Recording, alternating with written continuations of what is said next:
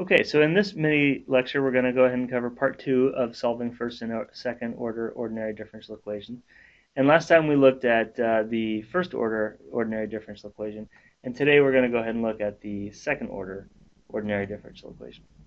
So again, we're going to motivate this with an example.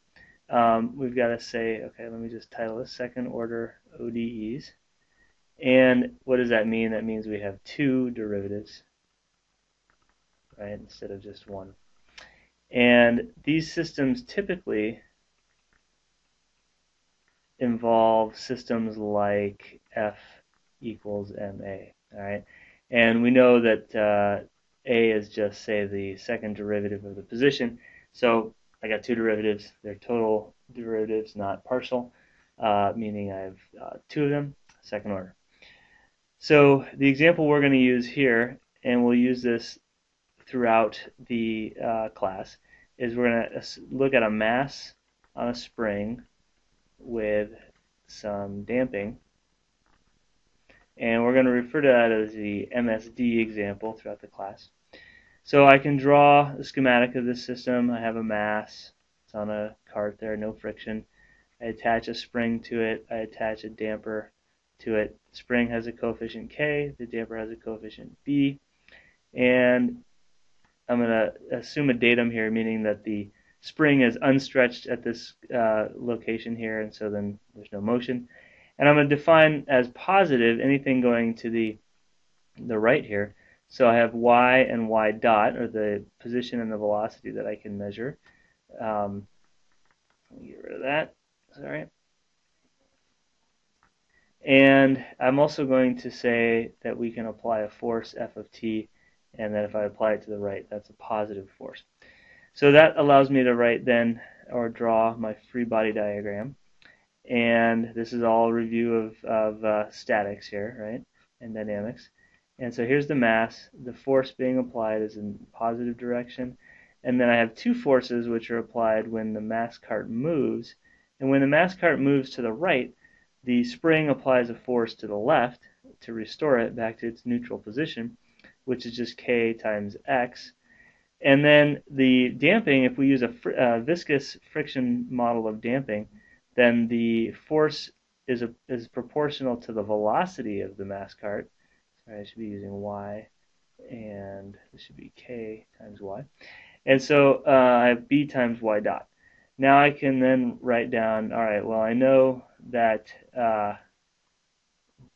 the sum of the forces in the y direction have to be mass times y double dot. And just by looking at the free diagram, this positive, negative, negative, I can say, all right, well, that's going to be minus k times y minus b y dot plus f of t. All right, I can then go ahead and write that all out as one nice big happy equation and say my double dot is equal to minus ky minus by dot plus f of t. And if I divide through by m, I have minus k over m, minus b over m, and minus f over m. All right, new page. I can go ahead and simplify this out. If I let, and these are going to be useful concepts for us, if I let b over m be equal to 2 times zeta omega n, that's the squiggly zeta, and if I let k over m be equal to omega n squared, where zeta is known as the damping ratio, and omega n is the natural frequency of the system. These are nice parameters that tell us a lot about the system. We can generalize the system using these two parameters, and it gives us good physical intuitive information. So the natural frequency is, if there were no damping present, that would be the frequency at which the mass would oscillate if you stretched it. The damping ratio then is going to tell us something about how fast that oscillatory motion would decay over time. The last thing I'm going to do is let f of t be equal to k times u of t, where that's the same spring coefficient. And now, if you look at this, what I'm commanding, or what we're going to use as an input to the system, which generates a force, is actually a displacement. All right, so this is useful to us because you think of trying to displace a spring, not necessarily how much force you have to apply. So we want to think about actually commanding a certain displacement of the spring. So given all that, I can go back up to my differential equation and write down that y double dot is now equal to, y double dot plus 2 zeta omega n y dot plus omega n squared y is equal to, and notice before I had f over m, so now I have k over m, that's just omega n squared, so omega n squared u of t. All right, so now how do we go ahead and solve this? Well, again, you go back to Kreisig, and Kreisig would suggest that the total solution should be equal to the homogeneous solution plus some particular solution, where the homogeneous solution comes from setting everything to 0, and the particular solution is, if you know what u of t is, then you can find that particular solution, and the whole solution is the sum of the two. This is a very important concept. It's known as superposition. It works for linear differential equations. We're going to just focus on y sub h. And what Kreisig says then is that y sub h of t should look something like sum of exponentials. So I've got, say, c1 e to the lambda 1 times t plus c2 e to the lambda 2 times t, where do lambda 1 and lambda 2 come from? Well, lambda 1 and lambda 2 are the roots of the characteristic equation. Oh, I'm getting used to writing here. It kind of looks like I'm in 5th grade or 3rd grade, but I'm working on it. And we'll say that y sub p of t depends on u of t, right? Exactly what that is. C1 and C2 are related to the initial conditions. All right, so we'll have to look at all of that. Let me create a new page here. So we can find the roots of the characteristic equation. What is the characteristic equation? Recall that comes from assuming a particular form of the solution and so on and so forth. It's the integrating factor. So you can go ahead and review that stuff in Kreisig.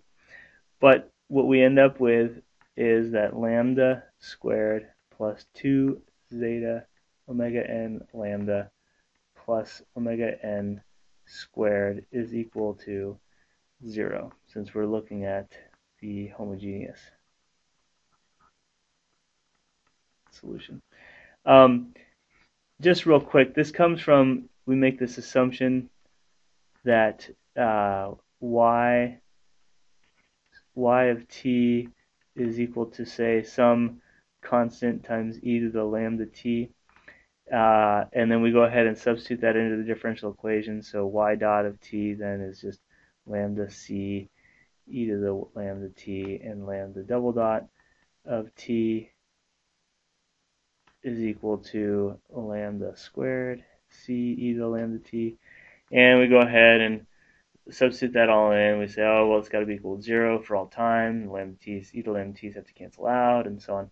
That's what gives us these lambda squared. And this is the characteristic equation. Many times this is referred to as cap delta of lambda. But either way, we have this second order polynomial now in lambda, and we can solve that.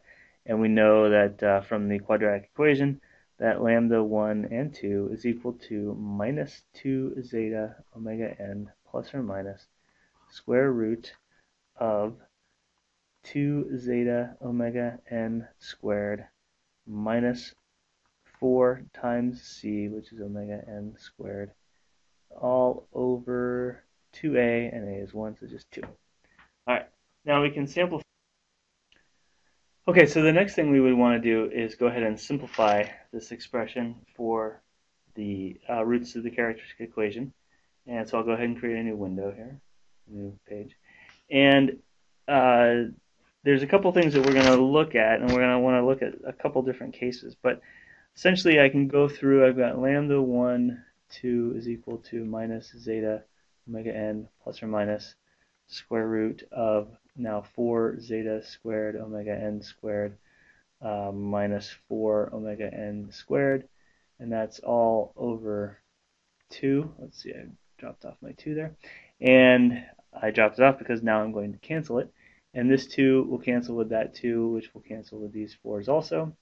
Pull those out and take the square root. Notice I can pull out an omega n squared because that's positive as just omega n. And I'm then left with that omega 1, 2 is equal to minus zeta omega n plus or minus omega n times the square root of zeta squared minus 1. Therefore, Kreisig would tell us that the homogeneous solution is equal to, say, C1 e to the minus zeta omega n plus omega n square root of zeta squared minus 1 times t plus C2 e to the minus zeta omega n. So this is all times, this is all times t, minus omega n square root of zeta squared minus 1 times t. And there are several cases to look at.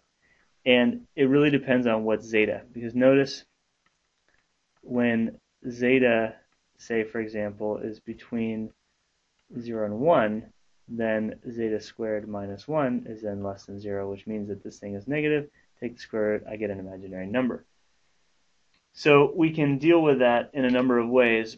But really what we want to look at is what are all these different cases that we might want to look at. And we can put it on a number line and say, here's all the different values of zeta, go to plus infinity to minus infinity. And there are actually 7 cases that we can look at. And it depends on, we call that, say, case 1. Here's 2 when zeta is equal to 2, or minus 2.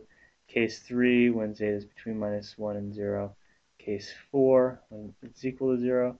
Case 5 when zeta is between 0 and 1. 5, 6, and 7. All right, still getting used to the pen. My apologies. In case 5, we can look at is interesting because it tells us that if we factor out the negative sign, then we have, I'm looking at the exponential part here with zeta squared minus 1, and I factor out the negative part. That's equal to the omega n squared, square root of minus 1 times square root of 1 minus zeta squared. That's the imaginary number. We call it j in the controls world. It's also known as I, but I is already current in the electrical engineering world, so tough luck. And so after all is said and done, I end up with something that looks like y of t for the homogeneous case is equal to e to the minus zeta omega n all times, say, c1 e to the minus, the plus omega n times j times square root of zeta squared minus 1, and that's all times t, plus c2 e to the minus omega n j square root of zeta squared minus 1. Now what's interesting about this is that this is decaying exponentially, or growing, depending on zeta, and this, we can use Euler's law or formula to show this is like cosines or sines. So I have bounded times exponentially decaying or growing. And it's really going to depend on what zeta is. Where we're on this number line tells us whether or not we're growing or decaying.